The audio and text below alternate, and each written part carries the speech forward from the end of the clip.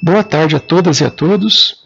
Sejam bem-vindos ao ciclo de palestras Caminhos para a Pesquisa em Descrição Linguística, evento promovido pela linha de Descrição Linguística do Programa de Pós-Graduação em Letras da Universidade Estadual de Maringá.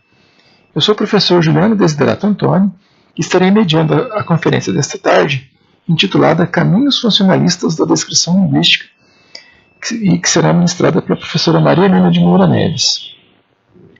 Embora todos aqui conheçam a professora Maria Helena, dado seu grande reconhecimento entre os gramáticos e linguistas brasileiros, faz parte das formalidades de uma situação como essa apresentar o convidado. Agradecer o convidado também faz parte das formalidades, mas quero destacar em nome da UEM e do Programa de Pós-Graduação em Letras que agradecemos de coração, não apenas pela praxe, dada a importância da presença da professora Maria Helena aqui, tendo encontrado um espaço na sua disputada agenda para atender nossa solicitação e participar desse ciclo de palestras. A professora Maria Helena de Moura Neves é professora emérita pela Universidade Estadual Paulista Júlio Mesquita Filho, Unesp, é licenciada em Letras, em Português Grego e em Alemão, pela Unesp de Araraquara, doutora em Letras Clássicas Grego pela Universidade de São Paulo, livre-docente em Língua Portuguesa pela Unesp. É bolsista de Produtividade em Pesquisa a nível 1A do CNPq e foi membro do Comitê de Letras e Linguística do CNPq. Atualmente é professora da Universidade Presbiteriana Mackenzie e da Unesp de Araraquara. É coordenadora do Grupo de Pesquisa Gramática de Usos do Português do CNPq. Pesquisa particularmente a teoria funcionalista da linguagem, as relações entre texto e gramática e a história da gramática. É autora de dezenas de livros, dentre os quais destaco alguns: A Gramática Passada Limpo, Guia de Uso do Português, Gramática de Uso do Português, Texto e Gramática, Ensino de Língua e Vivência de Linguagem, Gramática na Escola, Que Gramática Estudar na Escola, A Vertente Grega da Gramática Tradicional, A Gramática, História, Teoria e Análise e Ensino, A Gramática Funcional. É também coautora dos dicionários, Dicionário Grego-Português, em 5 volumes, do qual também foi uma das 3 coordenadoras, Dicionário Unesp do Português Contemporâneo, Dicionário de Usos do Português, Dicionário Gramatical de Verbos do Português Contemporâneo do Brasil. Ela coordenou a equipe Sintaxe 1 do projeto Gramática do Português Falado, sob direção do professor Ataliba de Castilho, e com Rodolfo Hilari coordenou o volume 2 da série Gramática do Português Culto Falado no Brasil. É membro da equipe que elaborou o Dicionário Documentado do Português do Brasil e é membro do Conselho Editorial de 14 revistas especializadas e consultora de 6 fundações de apoio à pesquisa. Sua gramática de usos não é uma gramática convencional, ou seja, ela aborda as utilizações mais práticas e usuais de expressões idiomáticas e palavras. Esses usos foram pesquisados em um universo de 70 milhões de ocorrências no banco de dados da Unesp de Araraquara. É um imenso privilégio para nós ouvir a professora Maria Helena nessa conferência, a quem agradecemos antecipadamente pela disponibilidade de participar e de abrilhantar nosso evento. Passo, portanto, a palavra à professora Maria Helena. Certo. Muito obrigada pelo convite. Eu é que fico muito honrada. Todas as vezes em que estive aí em Maringá, eu tive experiências muito agradáveis com o pessoal daí. Fui orientadora do Juliano, fui orientadora de outros alunos daí, e tenho uma ligação muito forte com vocês. Estou muito feliz de estar falando aqui em Maringá. Eu vou pegando o rumo que foi dado ao evento todo. Eu dei nome à minha apresentação de Caminhos Funcionalistas da Descrição Linguística, vendo isso de um modo geral, porque depois as diversas mesas vão afunilar esses caminhos em direções particulares. E quero primeiro, antes de começar a apresentação mesmo, antes de começar esse meu texto, eu quero fazer uma apresentação do que vou dizer à parte. Eu quero, então, em primeiro lugar, parabenizar a comissão que organizou este evento pela unidade que conseguiu conferir a ele na programação, já provendo um foco de atenção, digamos, um convite à concentração, algo de que estamos precisando muito hoje nesse pandemônio em que se converteu o nosso mundo. Sem nenhuma intenção de dramatizar, digo que estamos em uma situação em que, para exercermos a experiência exata de humanidade, que é a convivência consentida, que é a interpessoalidade contratada, que só os humanos têm, nós somos obrigados hoje em dia e hoje aqui agora, a nos aparatar de instrumentos. Mais que isso, somos obrigados a contratar sistemas e redes, que às vezes nos deixam na mão, não é?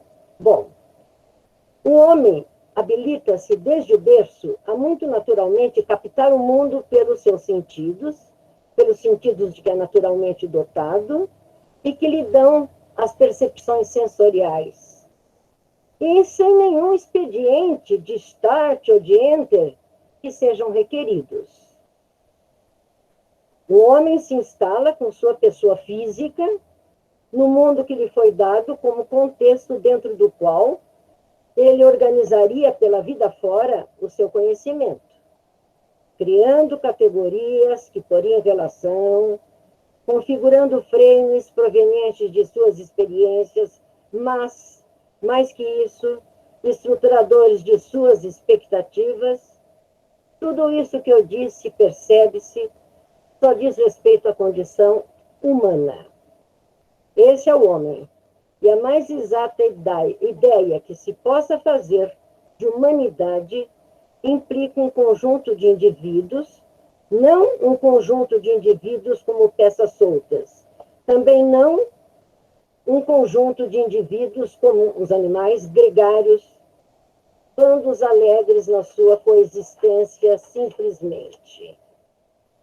Envolve-se, em primeiro lugar, uma copresença física, aliás, aquilo que de mais natural existe, porque eu lembro que physis, em grego, é exatamente o que significa natureza. Então, a presença física é aquilo que de mais natural existe.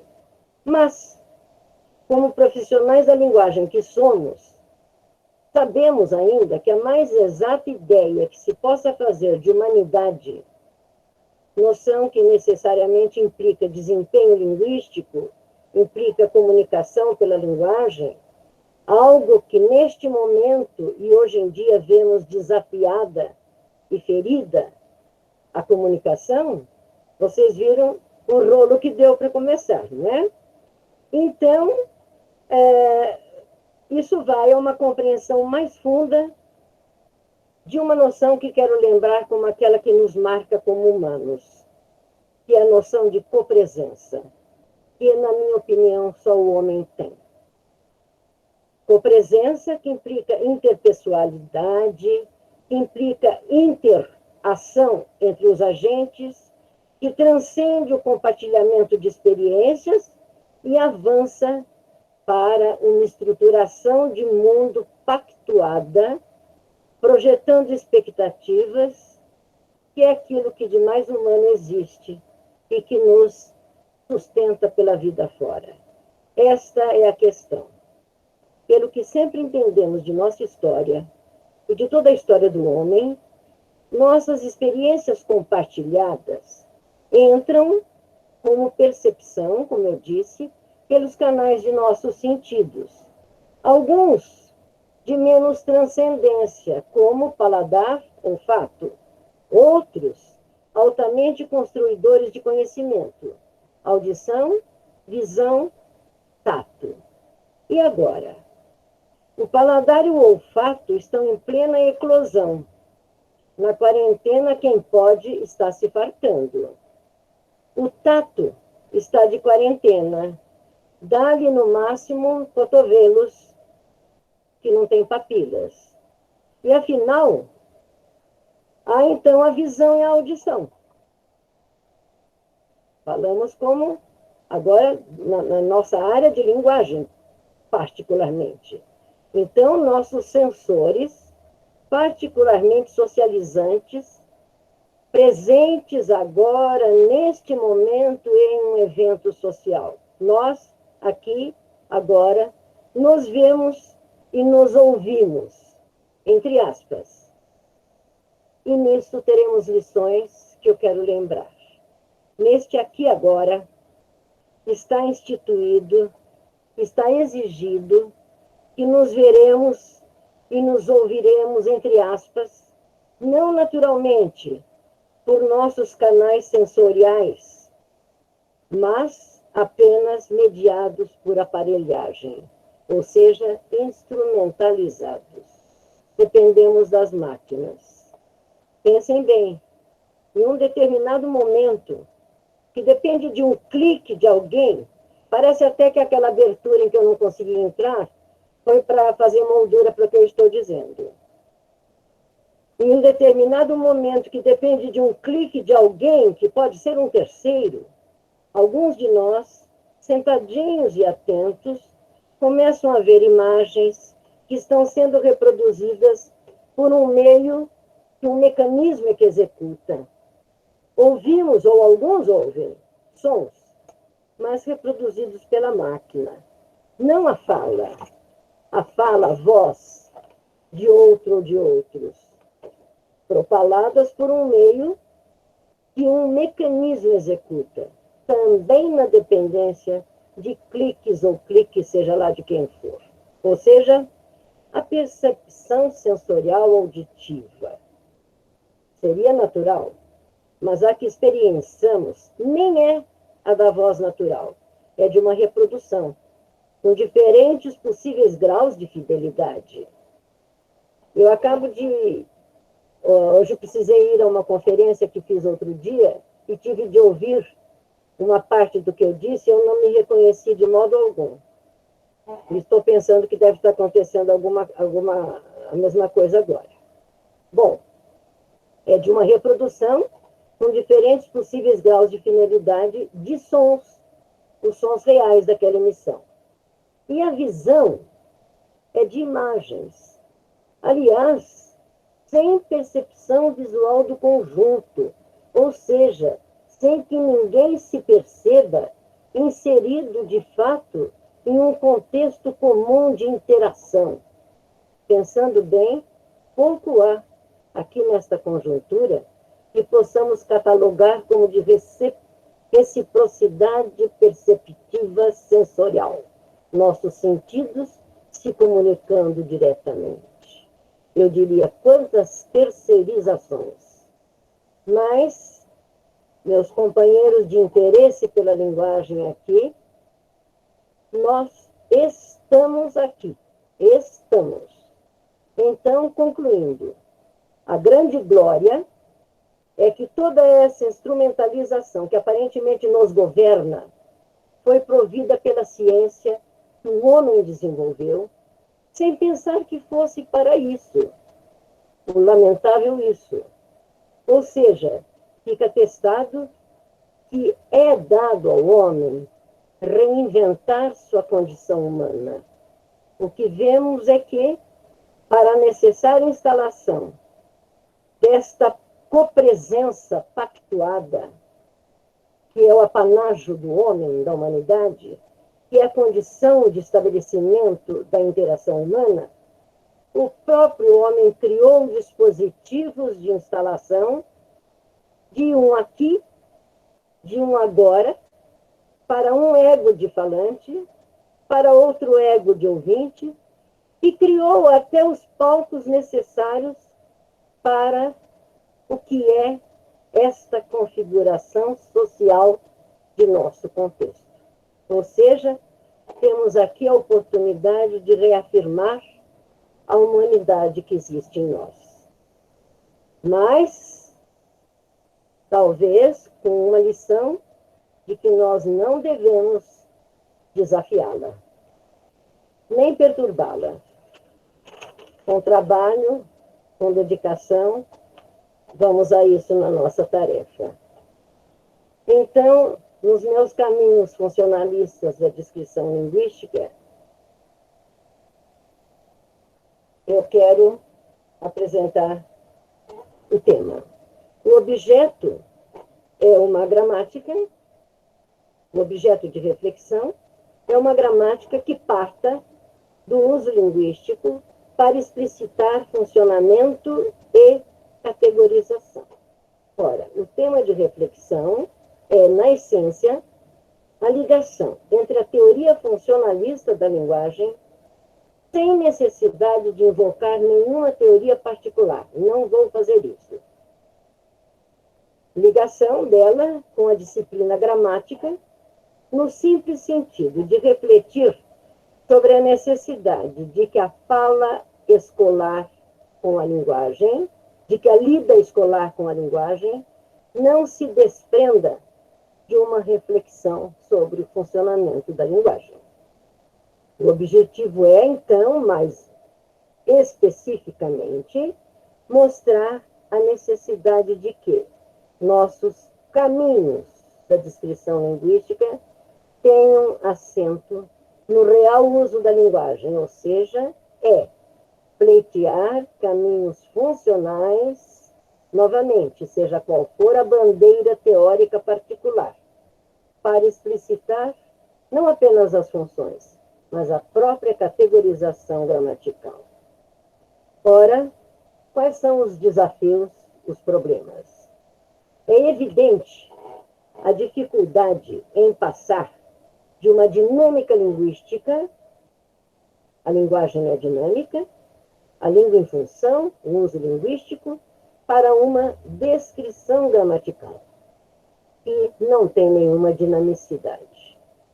Ora, uma certa noção de gramática está na consciência de qualquer indivíduo, principalmente o escolarizado, mas talvez aí mesmo, na escolarização, esteja a maior dificuldade, pois a familiaridade do termo não implica que haja uma noção realista do que ele possa significar. Na maior parte das vezes, dada a própria história do que tem significado a exercitação gramatical a que somos submetidos em nossa história, então especialmente na escola, a noção de gramática se constrói ligada a uma investigação especulativa, a uma exercitação técnica que se resolvem em uma pura sujeição a esquemas, a modelos, a normas avulsas, nada disso inserido pertinentemente nos campos em que realmente tem pertinência, que são o teórico, o sociopolítico e o estilístico. Em segundo lugar, a própria história de nossa disciplina gramatical ocidental, de certo modo, ajuda a explicar distorções que se verificam na noção transmitida do que seja a gramática da língua, pois até estudiosos do tema chegam a assumir a capenca noção corrente de gramática como, aqui eu cito, é uma citação, mas me interessa, que eu já li isso, gramática como, aspas, meio dogmático de obter correção. E terceiro, é por aí que existe uma rejeição maciça à inserção da área de investigação gramatical na grade escolar. Quando chega a hora de aula de gramática, o aluno fala, entrei em férias, não vou mais prestar atenção, isso aqui eu não quero. De fato, a maioria dos indivíduos escolarizados tem firmemente formada a concepção de que sabe gramática quando sabe definir categorias funcionais e estruturais, quando sabe identificar ou sabe exemplificar essas categorias. Isso ele já aprende no primeiro ano, não precisa repetir em todos, né? Então não precisa mais prestar atenção. E triunfalmente, ele acha que sabe gramática quando conhece meia dúzia de regras impositivas e muito setorizadas que supostamente levam a não errar. Um exemplo que eu sempre dou são as lições de regência, que trazem aquela lista, sempre a mesma lista de verbos. Então, eu vou tomar como exemplo o aspirar, que aspirar tem que ser aspirar a. Então, eu sempre tentei recolher na minha história de vida se alguma vez eu aspirei a alguma coisa. Eu acho que nunca disse eu aspiro a ser alguém, Se alguém daí... Pensem se alguém alguma vez usou o verbo aspirar. Mas toda vez que vai estudar, tem uma lista, simplesmente. Aspirar tem que ser aspirará. Eu só aspirei pó. Porque eu aspirava a ser uma professora, não era esse o verbo que eu usava. Eu só quero dizer como fica postiço esse tipo de inserção que às vezes existe para um determinado fato gramatical na lição. Ora, as lições, vamos passar as lições correntes de gramática escolar, porque é disso que eu estou falando. A gramática que nos deram na escola, vejam bem, eu não estou criticando os professores dos graus inferiores. Pelo contrário, eu fui 19 anos professora de ensino fundamental e médio. E são as verdadeiras vítimas, tá? Eu acredito que o centro irradiador de uma mudança somos nós que temos de fazer, quem está na universidade. Então, por onde é que isso se perde, nós temos de ver. Bom, a gramática que nos deram na escola tem nos ensinado. Primeiro, e para bem falar a nossa língua, temos de percorrer regras de gramática sistematicamente. O nosso bom desempenho em língua materna está na dependência do estudo sistemático de regras, que uma disciplina gramatical, e só ela, com seus quadros, definições, exemplos e exceções, oferece. Segundo, tem ensinado que existe uma chave mágica para esse exame, que é reagir repetidamente e assimilar um certo número de nomes de categorias de funções das palavras na oração. Com a oração vista incrivelmente como se ela fosse a unidade maximamente pertinente de uso linguístico, sem mesmo ser ela examinada como uma unidade importantíssima, como o processo básico de constituição do enunciado que ela é, e reduzindo-se o estudo a uma busca de atribuição de rótulos, sem nenhuma atenção ao real funcionamento das palavras na linguagem, e repetindo-se mecanicamente esse exercício, seguidamente, ano atrás de ano. Terceiro, tem nos ensinado o foco pertinente do exame da linguagem é uma simples classificação, ligada a estruturas que têm interesse em si, por aquele esquema, por aquele roteiro, independentemente da instância do funcionamento real daquela porção de linguagem. Uma classificação ligada a esquemas que abstraem os atos de interação linguística, abstraem as funções que se cumprem, abstraem os significados que se obtêm, enfim, no uso. No contraponto dessas três assunções, o que se entende é que, a não ser para explicitar o percurso gerativo, quer dizer, abstratamente, não há como explicitar gramática sem partir dos usos linguísticos, sem explicitar uma gramática que seja verdadeira, aquela que constrói e instala os enunciados em um contexto, exatamente a organização que resulta em sentido na linguagem. O sentido só se produz na enunciação. Então, não a gramática que nos dá nomes, esquemas, regras e listas. Bom, então, para aquilo que foi apresentado, não é? O suporte seria que existe uma dificuldade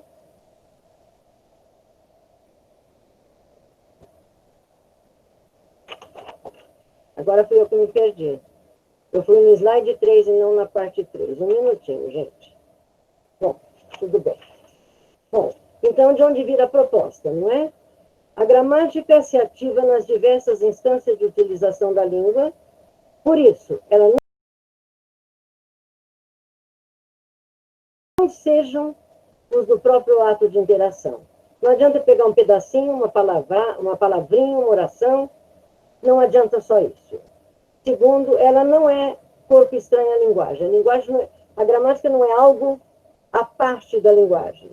Muito menos ela é um molde para organizar os enunciados da linguagem. A gramática pode, sim, constituir objeto de estudo, mas não assim, sobre uma base reflexiva, como é qualquer ramo da atividade humana. Ninguém aprende nada sem refletir. Ela não pode preencher currículos escolares como a única disciplina na qual nenhuma reflexão seja acionada. Quer dizer, aquela em que os alunos são até dispensados de pensar. Então, o que seria uma visão funcionalista da linguagem, que seria a base desses caminhos? O funcionalismo é uma teoria que se liga, acima de tudo, aos fins a que servem as unidades linguísticas, o que é o mesmo que dizer que o funcionalismo se ocupa exatamente das funções dos meios linguísticos de expressão. Essa frase é citação minha, do meu livro de funcionalismo de 2018. Então, invocando Givon, não vou nem citar obra, porque é o geral dele, não estou pegando teoria específica nenhuma, mas estou aproveitando noções gerais fundamentais. O funcionalismo fixa-se particularmente no postulado da não autonomia do sistema linguístico. Ele não é alguma coisa solta, avulsa.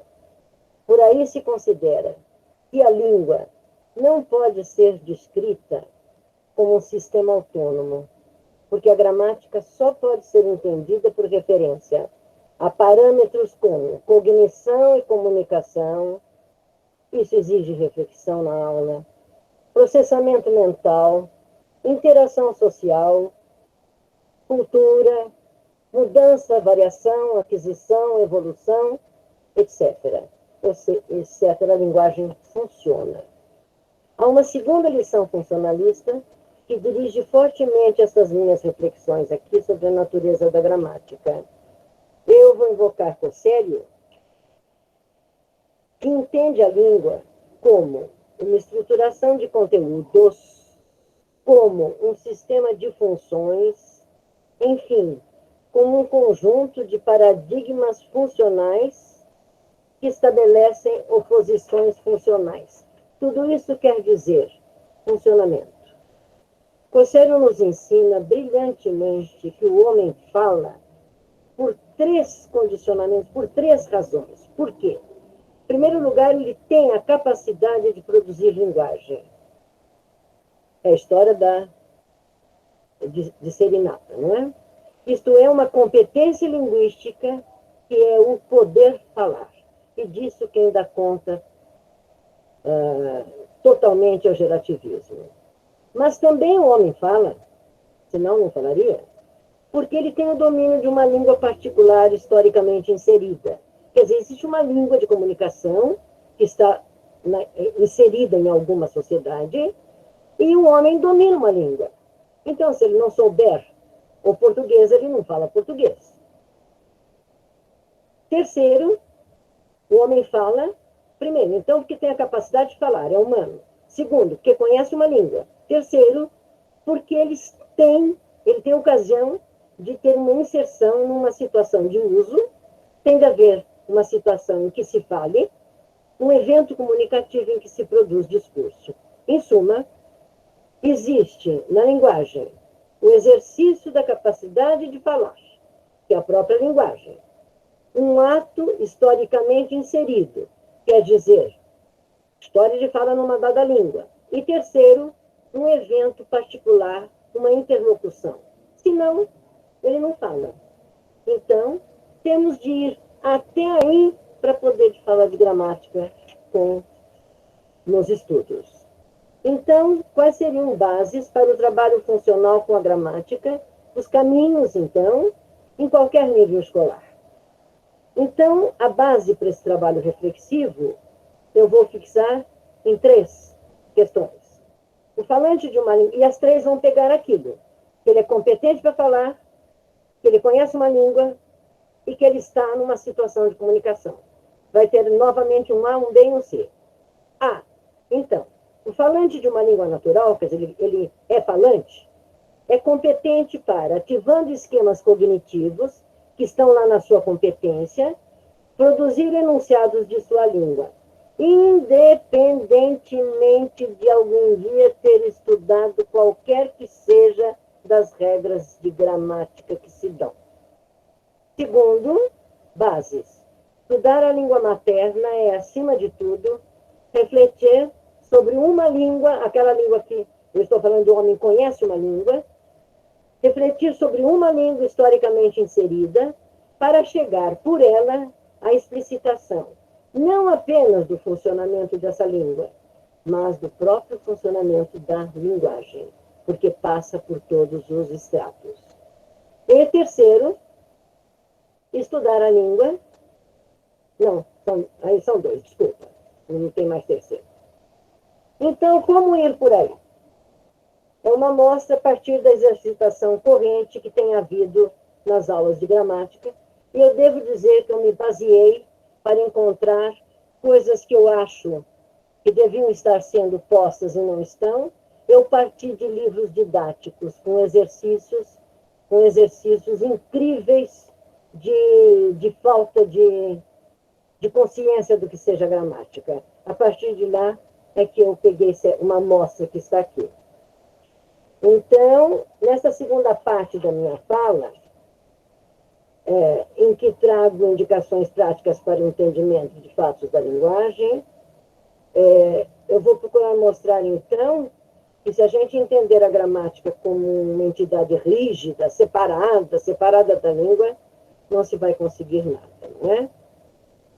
Então, eu vou passar a uma visão de temas e atividades que podem estar a serviço de exame, um exame que se conduza por uma reflexão sobre, eu disse, o funcionamento da linguagem.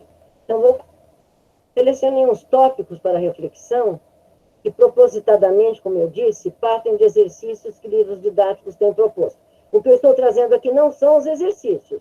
A partir dos exercícios, eu fui para essas questões. Escolhi certos setores da gramática.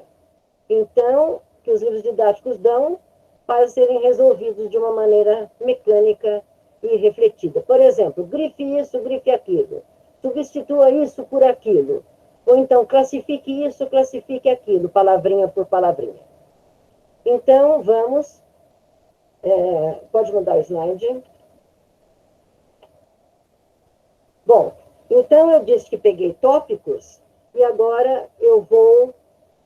vocês se lembrem de zonas de gramática que são trabalhadas nas escolas. Noção de coordenação e subordinação não podem ser tidas como essas palavras como simples rótulos. Elas têm um significado, isso que está dito aí. Eu não posso saber que isso aqui é uma coordenada sem saber por que isso é uma coordenada ou é uma subordinada, etc. Então, é essa reflexão que eu vou querer seguir aqui. Então, em coordenação e subordinação, pode passar. Eu selecionei, dentro da coordenação, mostrar alguma coisa de adversativas e conclusivas. Por exemplo, adversativas é aquilo que o aluno entra e sai da escola, quando ele aprendeu bastante, ele conhece até a listinha, né? Adversativas, mas, porém, todavia, contudo, entretanto, no entanto, etc. Tá?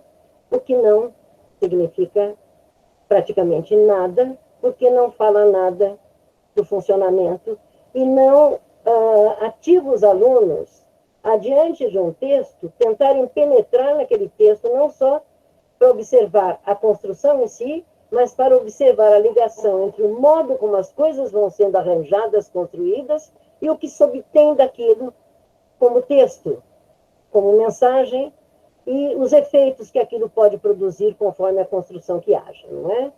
Então, pode passar. Então, adversativas. Naquela listinha, mas, porém, todavia, entretanto, contudo, etc., vou pegar o entretanto. Então, o que a gente diz é que as coordenadas, as orações coordenadas são aquelas que têm duas orações ou três, etc., ao lado uma da outra, que têm o mesmo estatuto sintático. Quer dizer, uma não é dependente da outra. Claro, coordenadas. Ordenadas sem um sub. Uma ao lado da outra, ordenada significa que elas são do mesmo estatuto. Mas não adianta repetir isso, não é? Nós precisamos ver o que é que isso faz na língua. Então, a primeira coisa que se diz de uma oração coordenada é dizer Primeira oração coordenada, primeira oração inicial, né? Segunda oração coordenada ou sindética ou assindética. Se for sindética, quer dizer, se tiver uma síntese, que é a palavra que quer dizer conjunção em grego, se tiver uma síntese, ela então é sindética. Se ela for assindética, ela não tem conjunção. Até aí é isso. Mas a partir daí, eu não consigo entender muito bem como é que eu posso ter. Rapaz excelente, entretanto, tem uma fraqueza. Então eu digo, tá bom, eu volto já já.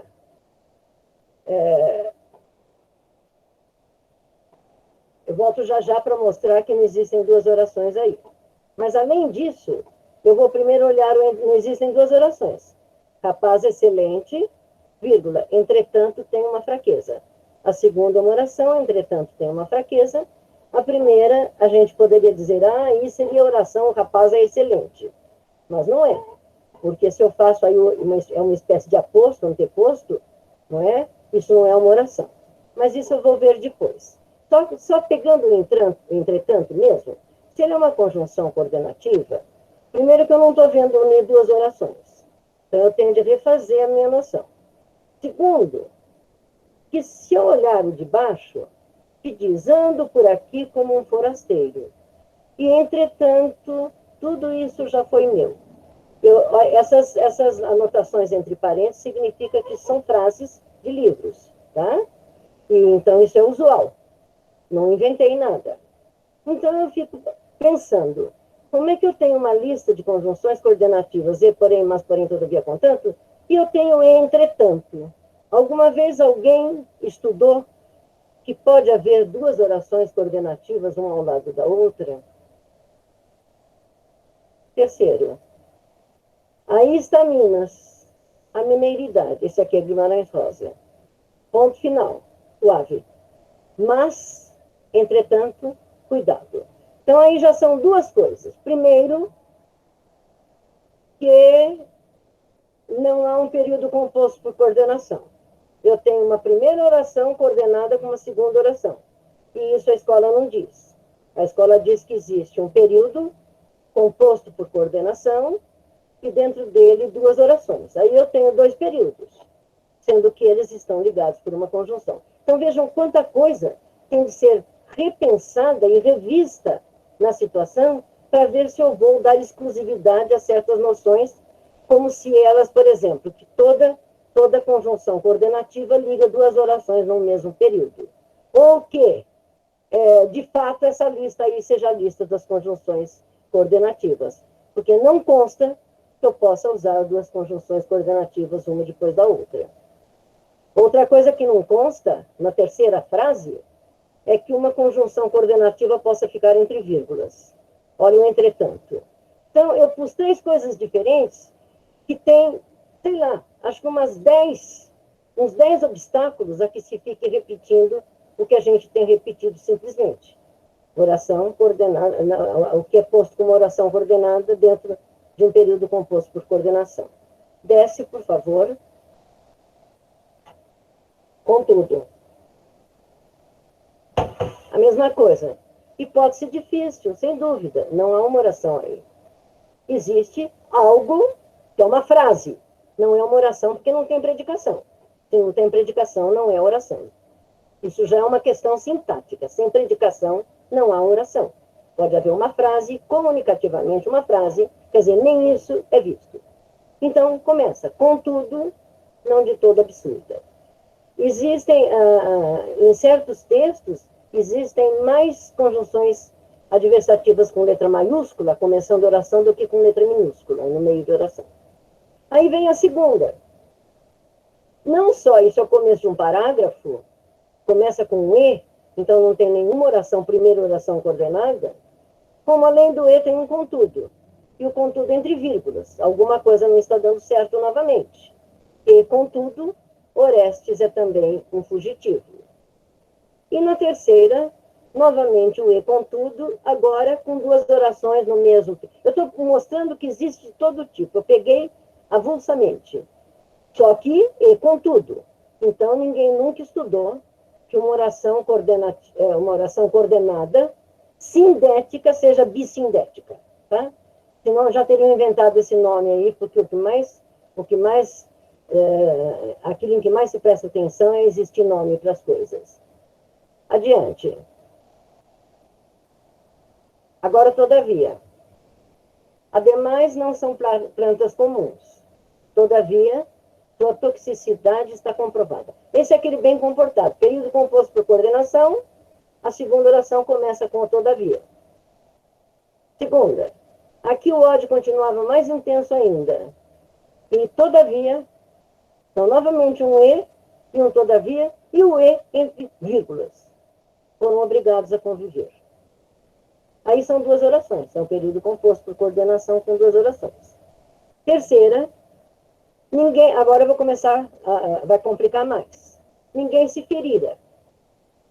Podia ser, todavia, a embarcação começara a fazer água sem ir ao fundo.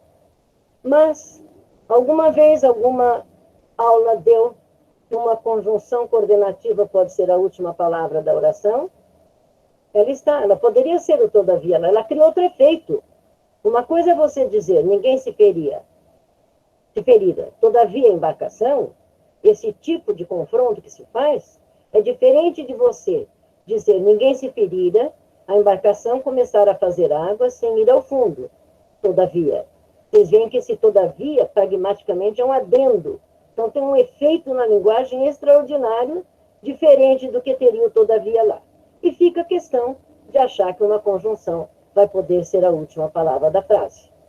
Isso nunca foi ensinado. Adiante. No entanto, está na listinha lá. Por mais que buscasse, não via outra solução. No entanto, relutava. Aí não pulou linha para a segunda frase, né? Esse é da revista Veja. O segundo também é. No entanto, relutava. Esse é o comum, só que, mesmo que você tenha duas orações, um período composto por coordenação, nunca se estudou que na segunda oração, que é sindética, quando acaba a conjunção, existe uma vírgula. Não dá certo. Vírgula depois de conjunção coordenativa, só se houver uma vírgula, porque a seguir existe uma expressão que fica entre vírgulas. Mas uma vírgula por ela mesma, pelo no entanto mesmo, não bate com conjunção. Segundo exemplo. Graças a eles, você vive melhor hoje do que seus pais ontem. Seus filhos, no entanto, agora há pouco apareceu um todavia lá no fim. Agora aparece um no entanto no meio da frase. Também isso ninguém tem posto em livro didático que existe conjunção coordenativa iniciando oração, não iniciando oração. E, terceiro exemplo, muitas dessas estrelas já se apagaram e, antes do e não tem vírgula, mas o no entanto está entre vírgulas, mais uma vez. Então, mais uma vez, não estou conseguindo achar que esse no entanto pode ser uma conjunção. Adiante, não sei se ainda há o porém. Aí eu vou falar um pouco de graus. O mas que seria o modelo, não é o protótipo. Nós vamos ver todos em relação ao mas. A gravação é feita usando faixas de alta frequência. Trata-se, porém, de um sistema. Bom, um porém entre vírgulas poderia ser. A gravação é feita usando faixas de alta frequência. Porém, trata-se de um sistema. Tá? Mas, não só não é a mesma coisa, como tem muita coisa para pensar. Não tinha culpa, porém. Então, última palavra da frase, aqui seria uma conjunção coordenativa. Terceiro, mas porém. Mas porém, tem muita gente que acha que isso é erro, etc. Isso está na literatura. Esse último aí é daquele romance, O Boi e Sua Senhora. O segundo aí é do romance Ângela. Bom, então, mas sem chuva fenece, mas porém resiste. Eu disse que dava os 100 pacotes e dou, claro, mas dou, porém. Então, nem é um mas porém, é mas dou, porém. Então, tem o mas e tem o porém, em lugares diferentes. Ora, então, bagunçou tudo, no sentido de que A única conjunção realmente coordenativa é mas. Porque o mas nunca vai aparecer no meio, nunca vai aparecer entre vírgulas, a não ser que as vírgulas sejam devidas às partes laterais do mas e não ao próprio mas. O mas nunca vai aparecer no fim, nunca vai aparecer no meio, nunca vai aparecer depois de uma outra conjunção. Ele é a única que já se instaurou totalmente no Estatuto de Conjunção Coordenativa. Os outros todos estão no processo de gramaticalização de advérbios,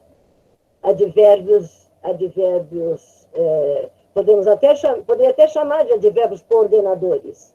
São advérbios que fazem uma conjunção, não conjunção, uma conjunção de partes. Mas, quando eu ponho um porém lá no fim, aquilo ainda é um advérbio. Quando eu ponho um porém, com certeza é. Quando eu ponho um porém no começo, eu posso até achar que ele ali já está indo para o estatuto de conjunção propriamente. Porque a conjunção coordenativa, ela pode ser precedida, assim, por um adjunto adverbial, não é? Por uma coisa à parte. Mas ela não pode, na estrutura da predicação mesmo, ela não pode deixar de estar abrindo, senão ela não é um coordenador do estatuto de conjunção. Ela pode ser um coordenador, entre aspas, com outro estatuto gramatical que ainda não atingiu a conjunção. Isso é maravilhoso de ver. O próprio fato de a gente poder... o mais evidente é o fato de poder pôr no fim da frase. Né? Vamos passar para outra questão. Que são as conclusivas. As conclusivas são outras que trazem problema, porque, na verdade, nós vemos... não vou explicar muito, só vou mostrar. Com exceção de Deus, todo ser é limitado, portanto, sujeito a mudanças. Então, ela está ligando não duas orações. Ela está ligando limitado com sujeito. Então, um particípio adjetivado e um outro adjetivo, o que já não é o estatuto de conjunção coordenativa. Eu gostaria de atrair todas as tribos que ainda são realmente selvagens e, portanto, felizes. A coordenação é o E, e, portanto, é um adjunto adverbial. De conclusão, pode ser, mas ele não está fazendo coordenação. Claro que o adjunto adverbial aí aporta alguma coisa nocionalmente, semanticamente, para a coordenação que foi feita. Ele acentua o ser ou adversativo, às vezes, ou ele, por exemplo, existiu uma adição, a adição ele soma uma conclusão. Então, há duas coisas aí, o E que faz adição e o portanto que faz conclusão. Mas só o E faz coordenação, o portanto não faz. O portanto é adverbial. Depois, o fim dos cheques ao portador obrigou o produtor a identificar a origem do dinheiro. E, portanto, não preciso explicar de novo. Não é mais um? Acho que acabaram as coordenadas. Então quero mostrar só esse pedacinho do búfalo, da Clarice Lispector, que se nós formos guardar as lições que aprendemos na escola, nós vamos reprovar a Clarice Lispector que não sabe escrever. Porque se a conjunção coordenativa é aquela que liga uma primeira oração coordenada a uma segunda oração coordenada, ela não poderia ter começado o texto com mas era primavera. Porque esse mas era primavera faz... O que acontece aí, esse búfalo, é uma mulher que está querendo ir ao zoológico, porque ela está com ódio, ela foi abandonada, e ela quer ver as feras. Ela quer alimentar o seu ódio. Então, ela quer ir ao zoológico, mas ela começa a ver a poesia daqueles animaizinhos e o ódio dela nunca chega. Então, eu trabalho isso no artigo, esse texto é uma lição sobre o que é uma adversativa, né? de destruição de expectativa, de destruição. Então, tudo bem, quebra tudo que ela queria. Então, ela diz, mas era primavera. A questão é que, porque era primavera, tudo era tão lindo lá. A leoa não era... Ela começa com a leoa, porque a leoa é mais feroz. Mas ela não era feroz. A leoa e o leão eram loiros, etc., etc., porque o que ela esperava que acontecesse, que alimentasse o seu ódio, os animais não alimentaram. Então ela já começa, mas era primavera. Quer dizer, eu vim aqui para alimentar meu ódio, mas é primavera. Então ela começa o texto com... E eu mostro o segundo parágrafo que começa com mas também. É um mas de conversação, aquele mas de refutação. Mas isso é amor. Ela olha para o leão e para a leoa e fala, mas isso é amor. É amor de novo. Quer dizer, não é o que ela queria buscar.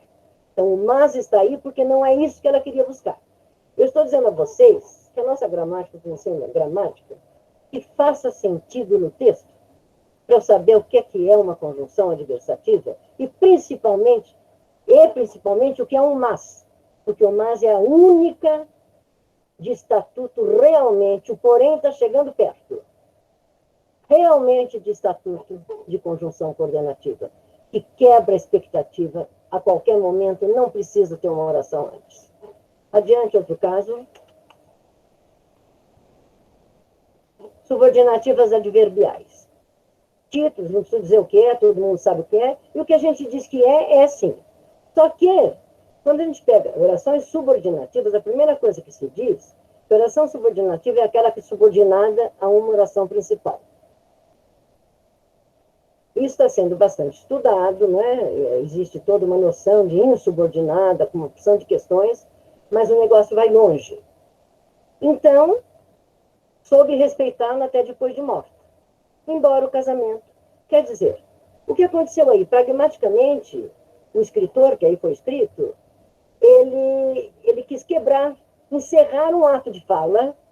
Ele não encerrou só uma oração, ele encerrou uma frase, um ato de fala. E iniciou outro. Ele quer que aquilo subordinado não seja uma simples oração. Ele quer que seja uma frase subordinada. Tá?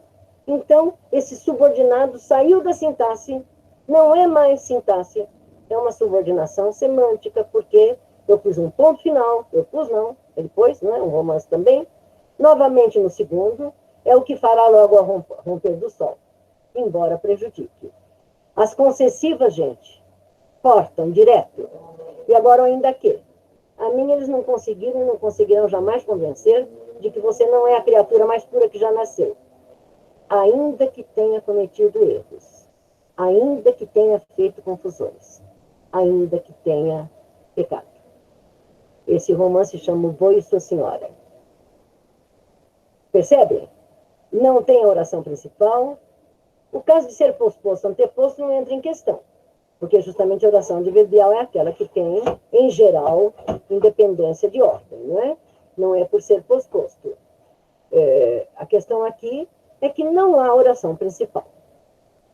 Vamos para outra. Peguei concessivas, né? Aqui, causais.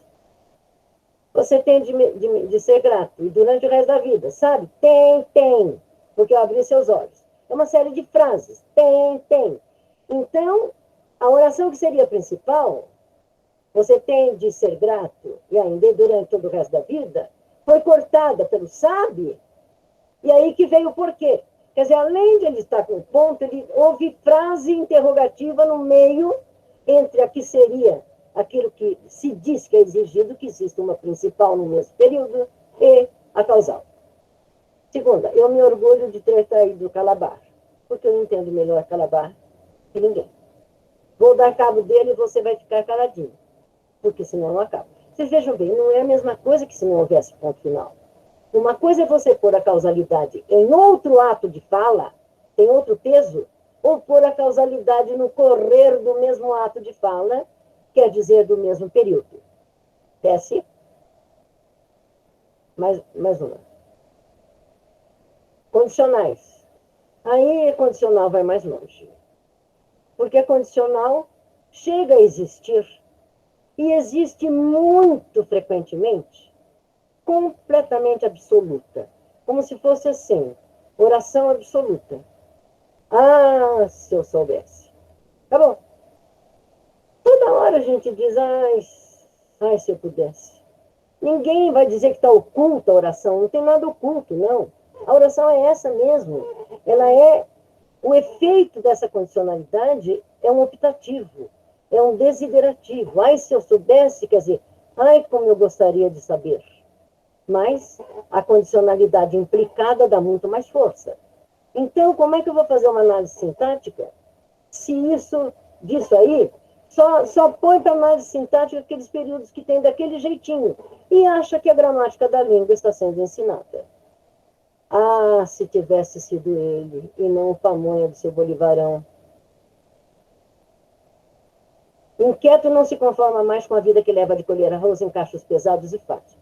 Ainda se o padrinho pagasse com a alta do arroz, com a colheita farta, se o pai ajudasse a reclamar aquilo que era seu, como tudo isso seria dito se não fosse cortado em períodos condicionais? De condicionais, não condicional sintaticamente construído. Condicionalidades semânticas e pragmáticas. Adiante. Aí vai mais longe. Agora, a gente sempre estuda, né? Que as orações adverbiais têm as desenvolvidas e as reduzidas. Então, se for desenvolvida, que é indicativo e subjuntivo, os tempos que não são formas nominais, tem de ter conjunção. Aí não tem. Ah, tivesse eu imaginação, poderia isso. Não fosse ele, eu não faria isso. Fosse ele esperar por eleições e, olha, está coordenada. E está coordenada, está com um E, porque porque a construção, elas não são duas do mesmo estatuto, mas, dado o modo de construir, pode pôr um E. E a União Soviética não estaria aí. A ver, fosse ele que vencesse, e nós não. Então, vários com E. Veja bem, não há a conjunção subordinativa. Qual é o livro didático que diz isso algum dia, nem no ensino médio para os alunos? Dá leis que não valem. Adiante, vai mais longe agora. Bom, outra coisa, então, é isso. Desde que precisa conjunção nas desenvolvidas, a gente ensina que nas nominais, quer dizer, aquelas que não têm verbo no indicativo no subjuntivo, naquelas não vem conjunção. Então, a hora prova aí de que esse embora não é conjunção. No corpo forte, embora emagrecido, é um particípio adjetivado, o corpo é emagrecido.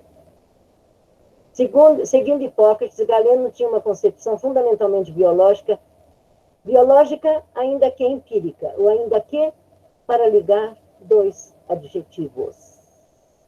Tá? Veja bem, oração para ligar dois adjetivos, quer dizer, não há verbos. Não há um verbo aqui e outro lá. O verbo é um só.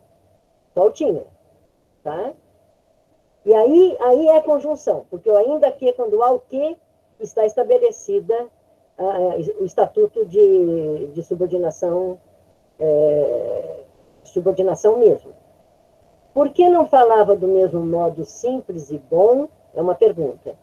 Ainda que desabusado e irreverente. Então, simples e bom, adjetivos, ainda que desabusado e irrelevante, adjetivos. E nós temos uma concessividade. Por quê? Por que o adjetivo pode ser predicativo quando a gente estuda predicação? Lembram-se da predicação nominal? Em vez de o núcleo ser um nome, o núcleo é um adjetivo, não é verdade? Por que aí nós não podemos achar que essa é a predicação? É o núcleo da predicação. Não vamos dizer que existe uma oração, mas que existe um núcleo nominal de predicação. Certo? Nós não ligamos as coisas. Nós deixamos pitadinhas de gramática que não tem nada uma com a outra. Adiante.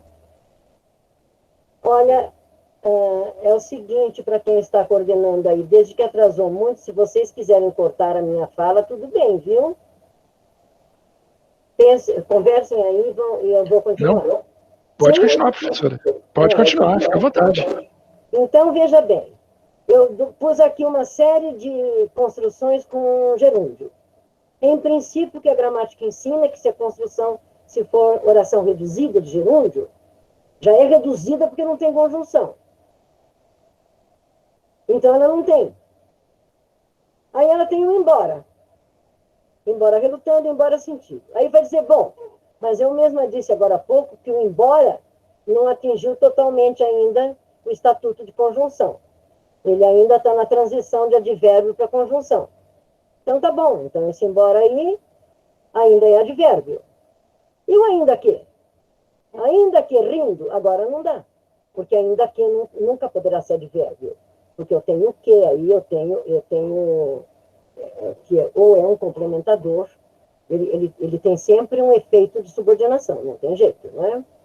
De subordinação de nível mais alto. E o homem não se admira, ainda que ignorando. Então, embora relutando, embora sentindo, ainda que rindo, ainda que ignorando. Adiante.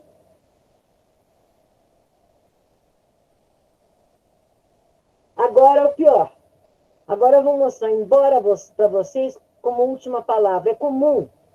Tem outro efeito. O povo põe, é do Guimarães Rosa, o povo põe mãos à cabeça e muda de cor. Solta-se embora. Alguém vai dizer que é porque é o Guimarães Rosa, né? Mas ele escreve português. Ele pode ter achados que ninguém teve. Franqueza semelhante, aliás, a do cirurgião Abraham Holmes, que disse aos colegas que, evitando embora acusá-lo, certo? Embora evitando embora, fraca embora a lamparina, esse aí é o Clarice. Fraca embora, seu azeite queimando, a luz da lanterna é bastante para todos nós. Fraca embora. Embora fraca e fraca embora, tem efeito comunicativo diferente. Por isso, nós temos de contar com as possibilidades diferentes para dizer do jeito que nós queremos dizer as coisas. Nós não podemos ficar tolhidos porque as lições de gramática podaram o nosso raciocínio. Você espera pegar ela na arataca? Interveio Ricardo. Sem razão, embora, para duvidar. Sem razão, embora, para duvidar. O embora, com a locução adverbial, não é sem razão, e o embora posposto. Ele é um advérbio. Ele está posposto, mas nós vimos até locução conjuntiva posposta. Adiante.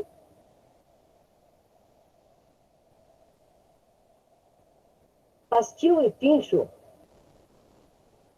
Pincho, engraçado que o verbo é tido como popular, né? Pinchar uma coisa, jogar uma coisa. Pincho é aquilo que se lança. E o pastil é o pasto mesmo. Isso é linguagem regional. Mas pastil e pincho à solta, durante o dia, mas cerramento do galpão, vocês veem que é uma linguagem regional, mas cerramento do galpão, com tranque e taramela, ao vir da noite.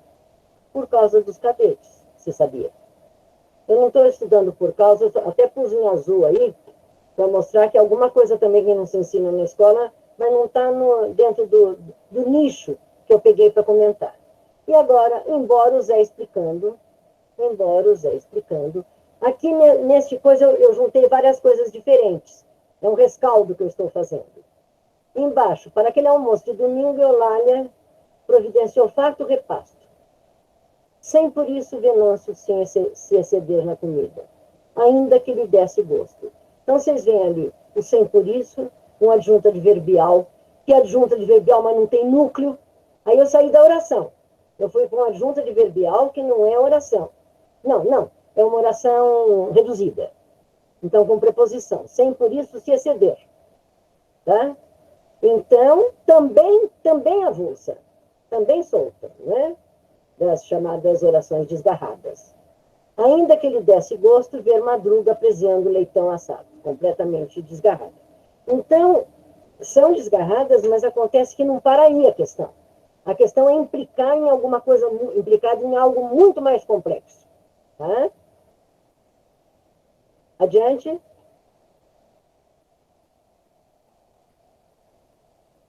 Eu acho que eu vou passar essa parte, viu? Senão vai atrasar muito. Passa para o final. Passa para o final. Ia falar alguma coisa, diferença entre oral e escrita? É rápido. Pronto. Aqui. Bom, eu só não falei de um nicho que eu tinha separado também.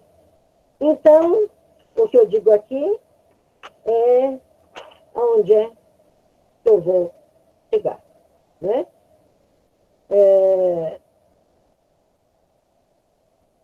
Falar, vou só ler agora essas partes. Bom, falar e escrever melhor, quer dizer, falar e escrever melhor é ter posse da língua, se soltar. É o que todos dizem. Eu fiz uma pesquisa uma ocasião, eu coordenava para a Secretaria da Educação, coordenei 7 anos, cursos que havia, o que era uma maravilha, cursos de tipo reciclagem, chamava atualização, de professores do ensino fundamental. Então, eu coordenava uma equipe, a gente viajava para cidades vizinhas aqui de Araraquara, às vezes nem tão vizinhas, eram 6, 7 professores que eu coordenava. E nas férias havia um curso de atualização para os professores, eles assistiam às aulas, tinham a bolsa, etc. E eu fiz uma pesquisa com 170, que era aquele conjunto, perguntando por que eles ensinavam gramática. E todos disseram que ensinavam gramática para o aluno falar e escrever melhor. Aí eu pedi que eles fizessem por escrito. Dessa pesquisa minha nasceu aquele livro meu, um dos mais antigos, que é o Gramática na Escola. É o resultado dessa pesquisa. E eu pedi que eles me dessem quais os exercícios que eles davam. Porque se eu fosse pedir para dizer as coisas, eles iam copiar das gramáticas. Então, que exercícios vocês dão? E pelos exercícios, eu tabulei tudo, examinei tudo e verifiquei que eram exercícios. E no fim eu perguntava em que eles achavam que aqueles exercícios tinham ajudado os alunos a falar e escrever melhor. E coitados, eles não tiveram culpa nenhuma disso.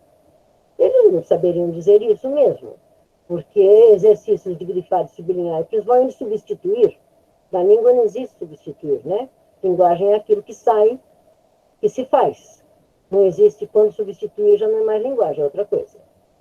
Bom, falar e escrever melhor é o que todos dizem que querem atingir caminhando como caminham. Eu estou voltando ao título do nosso evento, caminhar.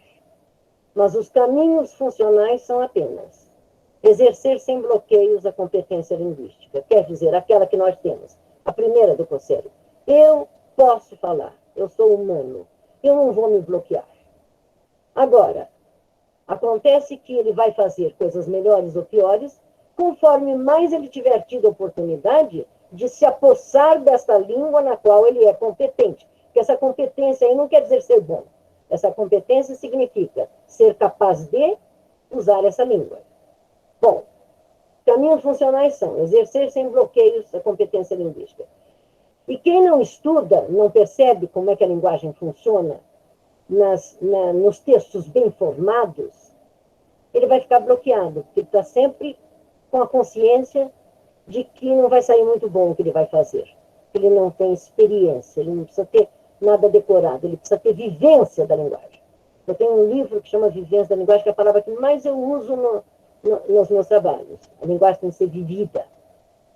E a gramática vai na vivência da linguagem. Bom, com o domínio da língua, que é o segundo, eu tenho uma língua. Eu falo português. Eu tenho domínio dessa língua. Mas ele tem de ser exercitado em reflexão. E terceiro, eu falo, era um 3, lembra um conselho? Porque eu estou numa situação de ato de fala. Se a pessoa é competente, ela é humana, ela um dia aprendeu uma língua, mas se ela estiver numa floresta pelo resto da vida e cercada de animais, ela continua a ter aquela língua, mas a língua não vai funcionar. Ela pode até de vez em quando falar sozinha, mas isso não é atuar com a língua. Então, os caminhos funcionais são só exercer sem bloqueios. Não começar da regra que vai só bloquear. Então, exercitar o domínio da língua refletindo, lendo o texto, discutindo o texto.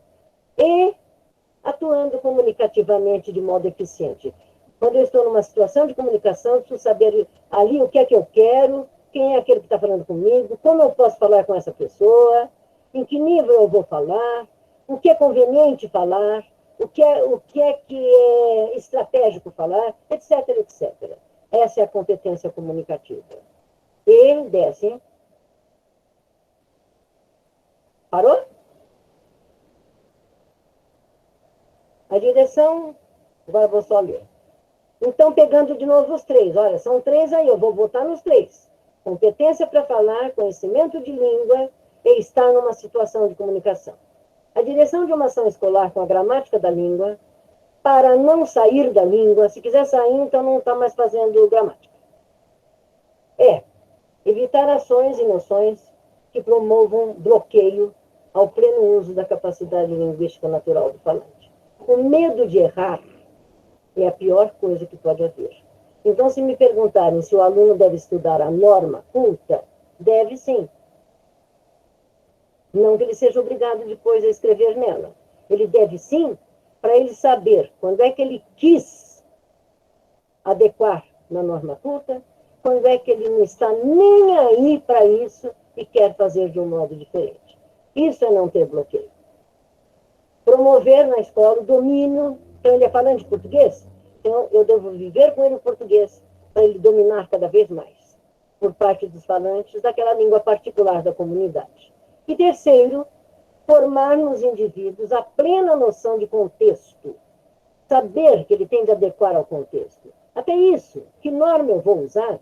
Eu tenho um colega, um dos maiores cérebros em termos de reflexão linguística, que quando fala com meu colega, quando fala comigo, quando fala com os colegas, ele é outro, ele engole os R's, ele completamente, como quem diz, eu agora sou aquele eu que fala assim com as pessoas que são minhas íntimas. E acabou. Ele não está nem aí com o fato de alguém vai sair dizendo que ele engoliu R. E que ele disse tá. Certo? Naquele contexto dele, é o tá que ele quer. E acabou. Então, formar nos indivíduos a plena noção de contexto, capacitando-os a instalar-se bem nas diversas situações de troca interacional.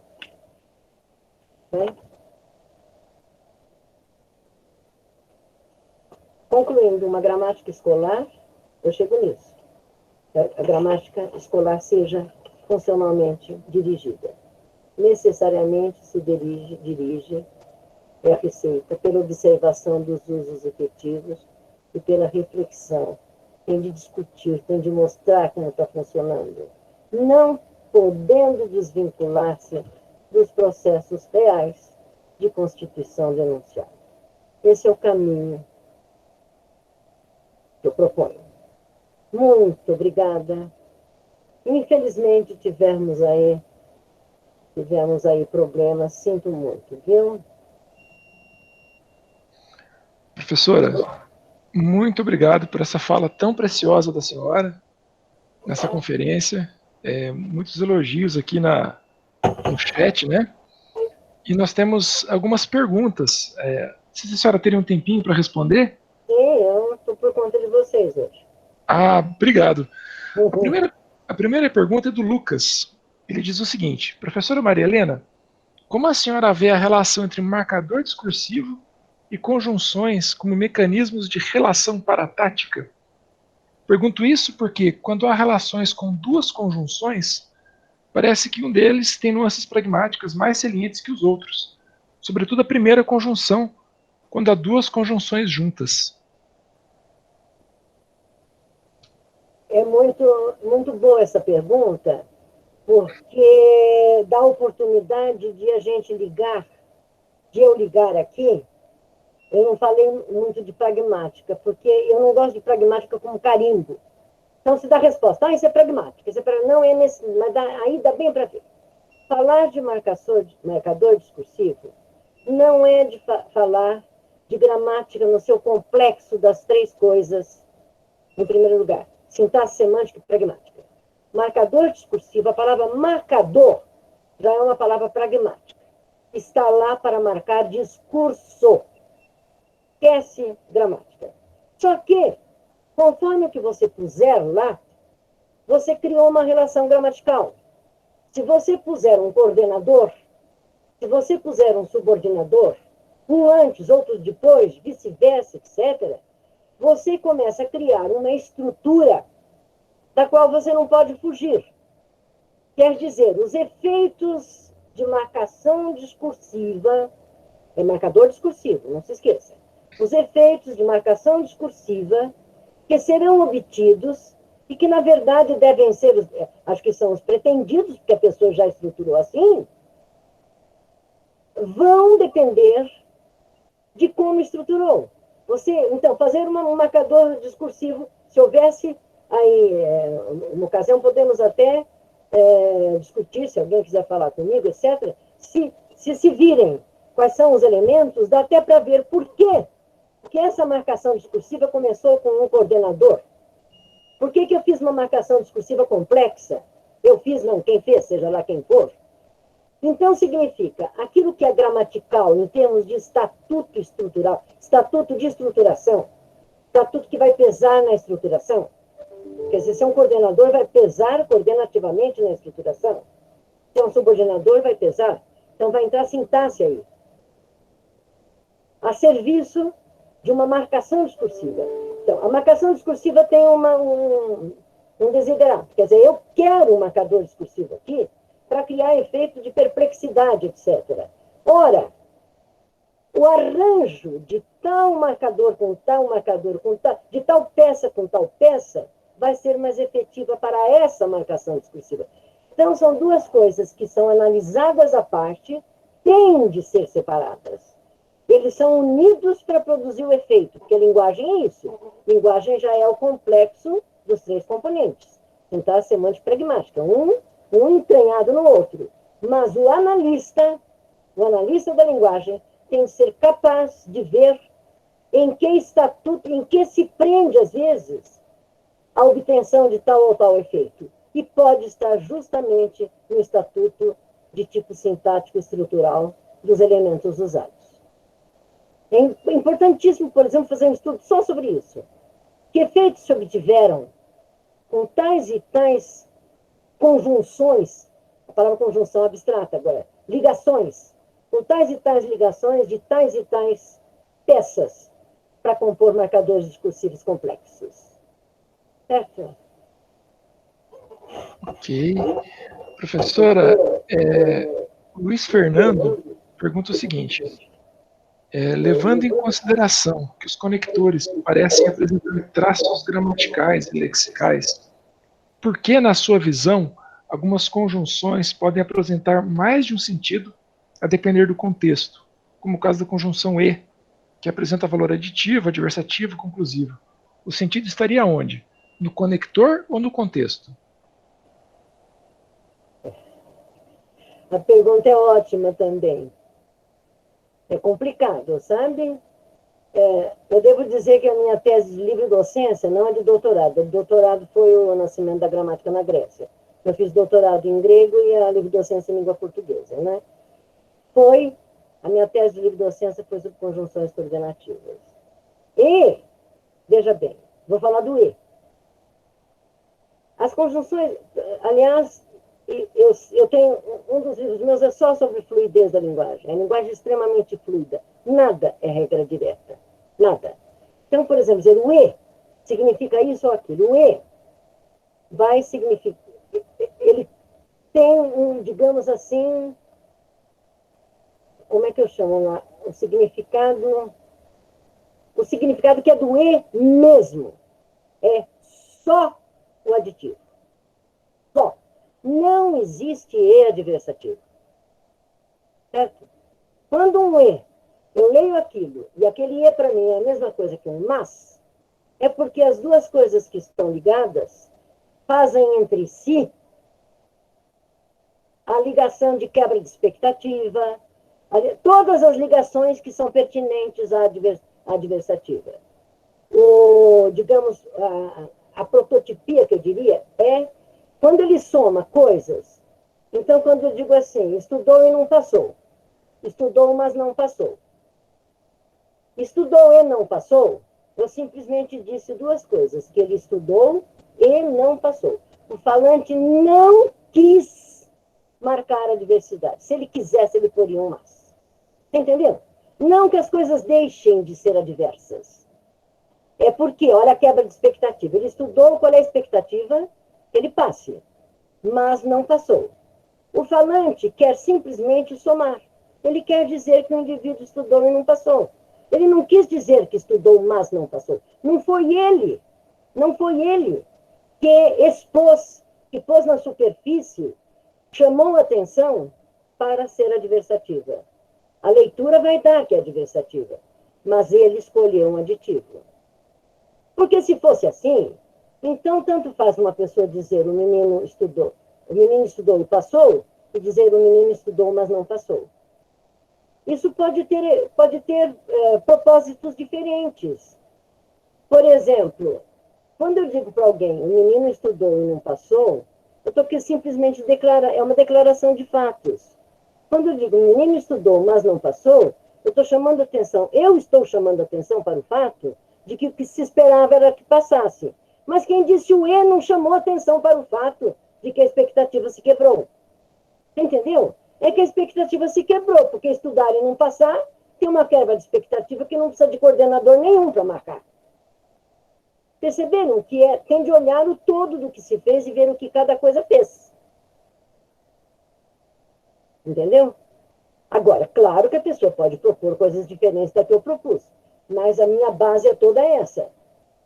E o efeito de uma oração, o menino estudou e não passou, por exemplo, você vai dizer para o pai do menino que não passou, vai falar, não quer ofender, às vezes você escolhe um conectivo diferente.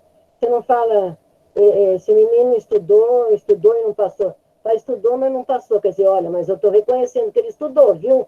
Percebe? Às vezes uma coisa que está lá é porque você quis acrescentar algo pragmático aí, discursivo, porque o em si faz adição. O resto é do resto. O resto é do todo, para dizer a verdade maior. Quando eu digo, o menino estudou, mas não passou, porque quando eu digo condição adversativa, é porque ela significa, esse E, eu posso dizer que ele está aí, ele foi posto aí para significar adversativa? Não foi. Tinha uma adversativa, podia ter posto mas. A pessoa não quis pôr uma adversativa, ela quis somar. Ela preferiu fazer um texto de somatória. É muito diferente o efeito.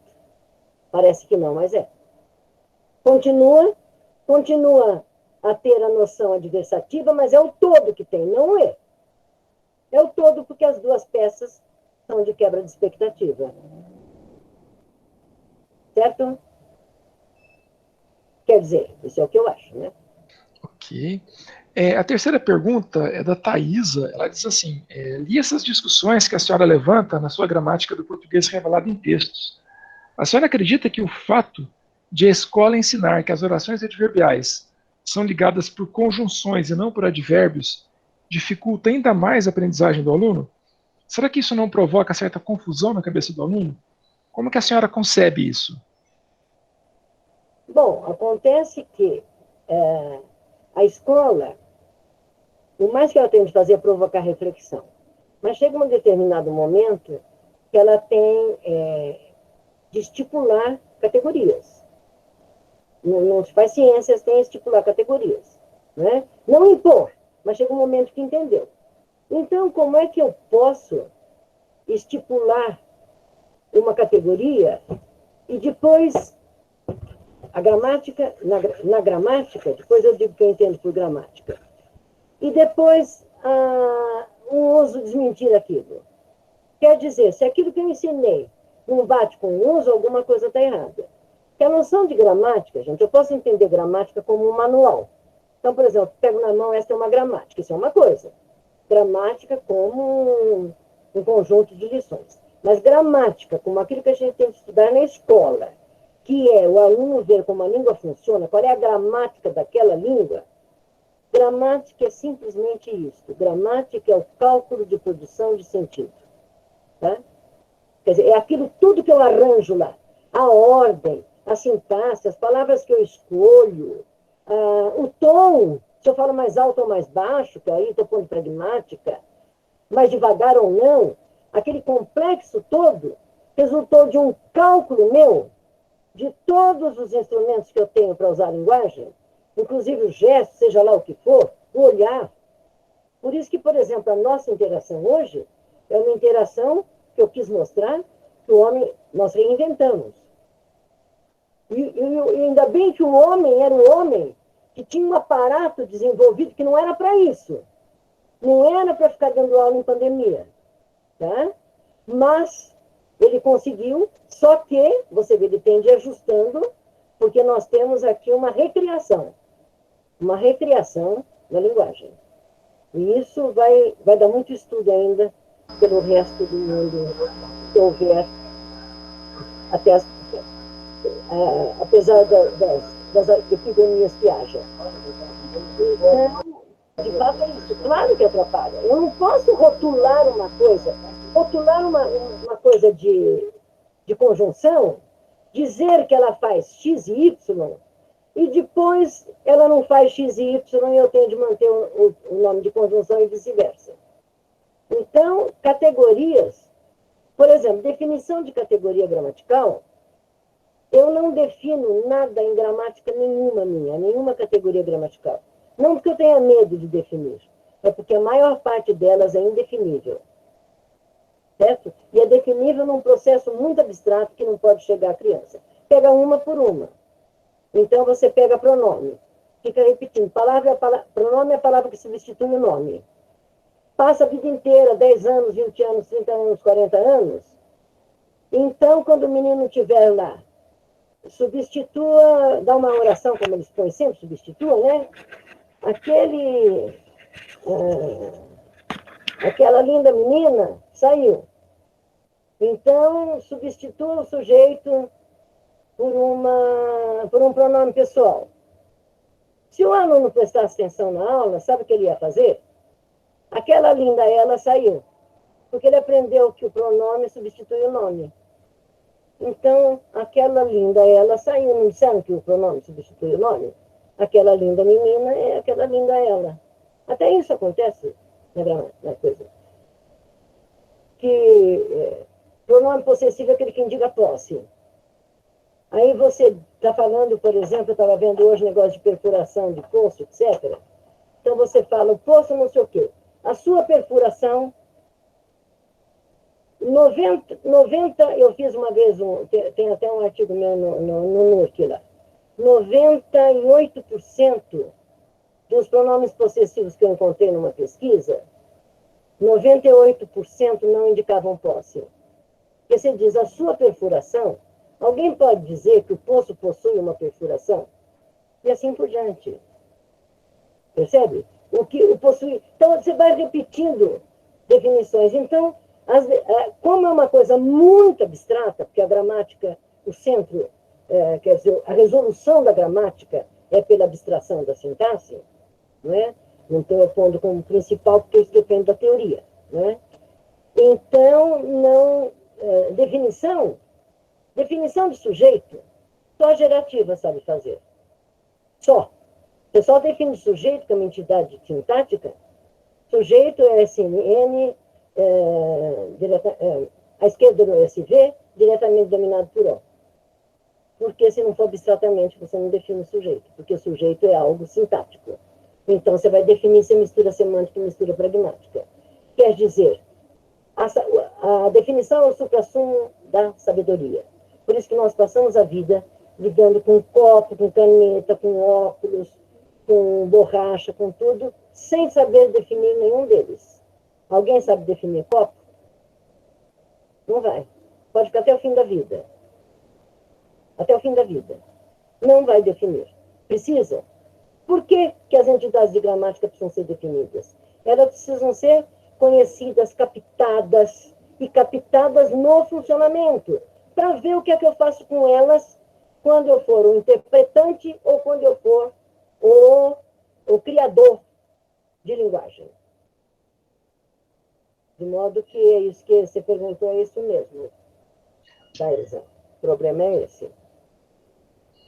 Ok, professora, a próxima pergunta é da Márcia. Ela diz assim: professora, do ponto de vista funcional, priorizar o ensino da gramática pela entrada de sentido não seria uma solução para aproximar mais o aluno de sua língua materna? É isso, um pouquinho mais que isso. Quando você fala apreensão de sentido, você tem de pegar esse sentido aí, que seria semântica, e você tem de pôr efeito junto. Sentido e efeito. Porque quando a interpretação de um texto não é sobre sentido. Por exemplo, o que é que a Clarice Lispector quis dizer com isso? Interpretar semanticamente. Não. O que é que ela quis com esse texto? Pragmaticamente. Então, é o efeito, o cumprimento de propósito daquele texto e o sentido.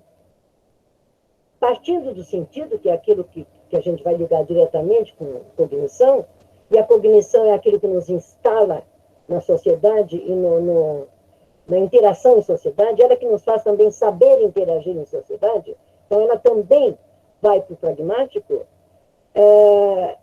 Nós temos de pegar tudo isso e não dizer que a sintaxe é simplesmente a estruturação. A sintaxe é aquilo que vai conseguir levar para o outro tudo isso que a gente quer dizer e tudo isso que a gente quer significar e tudo isso que a gente quer dizer como mensagem, quer dizer, a semântica e a pragmática resolvidas pela estruturação que a sintaxe faz. E a gente só começa a ficar solto na sintaxe, construir bem ou para falar, ou então captar bem as construções, quando a gente consegue fazer essa ligação de como as construções têm de ser vistas como portadoras, elas carregam em si, elas são as responsáveis por levar sentido e por obter efeito, que é a semântica pragmática. Então, não se desvinculam. Conforme o ponto de vista, um é o central. Conforme o outro ponto de vista, o outro é o central. O que significa que todos são centrais. A próxima pergunta é do Marcelo. Ele pergunta se ensinar sem bloqueios não seria ensinar levando em conta as situações de uso linguístico ou situações experienciais. Boa pergunta também. Ensinar essa parte, situações experienciais, foi tudo que eu falei. Tem que pegar o texto que fez, como é que construiu, construir assim, obtém o quê, o que eu obtive com esse, etc. Mas evitar bloqueios implica também que as pessoas vão se escolarizando e conhecendo norma padrão. Elas têm de conhecer, sim, quais são as normas valorizadas, quais são situações ou tipos de coisas pelos quais ela vai ser mal vista, ela vai ser tida como não letrada, porque se ela tiver esse medo, ela vai ficar bloqueada pelo próprio medo. Então, quanto mais a pessoa souber o padrão, aquilo que é valorizado, aquilo que faz que a pessoa seja tida como de boa linguagem, quanto mais ela souber, mais ela vai ficar livre, como eu falei do meu colega, para falar como quiser. A hora em que ela quiser conversar com o outro, dizer assim, eu não estou vendo ela agora. Ninguém vai achar que ela disse ver ela, porque ela não sabe que objeto direto é para ser com pronome oblíquo, etc. Não é para pôr, é para ser com pronome oblíquo, com átomo, e não com o pronome tônico. Percebe? Tem de conhecer, sim.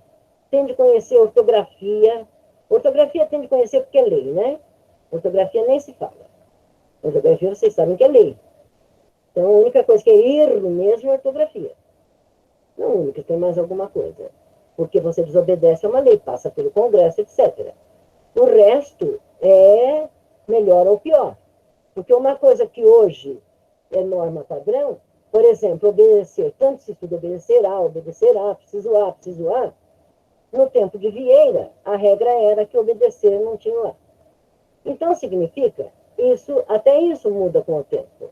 Muita coisa vai mudar. Vocês podem ver, por exemplo, no inglês, os verbos nem mais terem desinência. Hoje, se disser eu tô, tu tá, ele tá, nós tá, você está, um dia pode ser que isso vá como foi no inglês. Não estou dizendo que lá foi pela popularização, mas pode haver uma época em que tal coisa não pertence a tal contingente criticado ou proscrito da atuação.